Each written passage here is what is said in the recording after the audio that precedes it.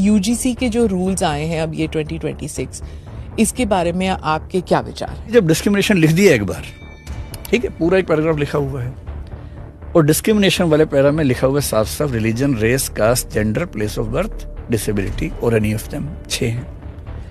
तो आपको अलग से कास्ट बेस्ड डिस्क्रिमिनेशन पे एक पैरा क्यों लिखने की जरूरत थी अलग से? और लिखा तो रिलीजन पे क्यों नहीं लिखा एक पैरा, रेस पे क्यों नहीं लिखा, जेंडर पे क्यों नहीं लिखा? इन जनरल एक्सेप्ट 2-3 पॉइंट्स, ये रेगुलेशंस बहुत अच्छे हैं।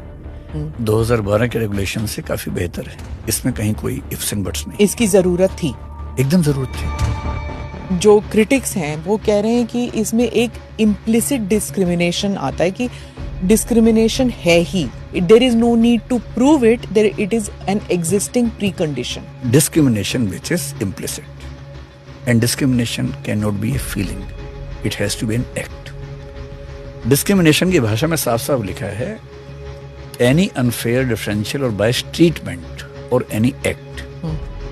तो केवल मेरे मन में आ गया, इससे हो गया, ये कैसे हो जाएगा? सिर्फ ये ऐड किया जा सकता है कि रिप्रेजेंटेशन इस तरह से दिया जाएगा कि समाज के बाकी वर्गों की भूमिका भी शामिल रहे। इसमें कोई दिक्कत की बात नहीं है। हाँ। मैं जो कहना चाह रहा हूँ कि रेगुलेशंस बनाने वालों के दिमाग में ये बात रही नहीं होगी कि हम जनरल कैटेगरी को खारिज कर देते हैं।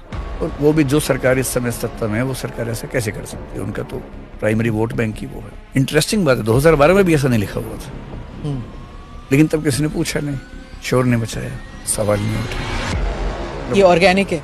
ऑर्गेनिक भी नहीं है, ऑर्गेनिक नहीं लग रहा। मुझे लग रहा है कि यूनिवर्सिटीज और कॉलेजेस के जो प्रिंसिपल और वीसीज वगैरह हैं वो करवा रहे हैं इसको। संशोधन 2 लाइन का है, अगर जहां ओबीसी वाला लिखा है अगर उसको ठीक कर लेंगे तो बाकी तो कोई दिक्कत है नहीं अधिकांश लोगों को। लेकिन कई लोग आप देखेंगे डिमांड करेंगे पूरा वापस लो, और पूरा वापस इसलिए लो कि इतनी कंप्लायंसेस को मैनेज करना आसान नहीं होने वाला।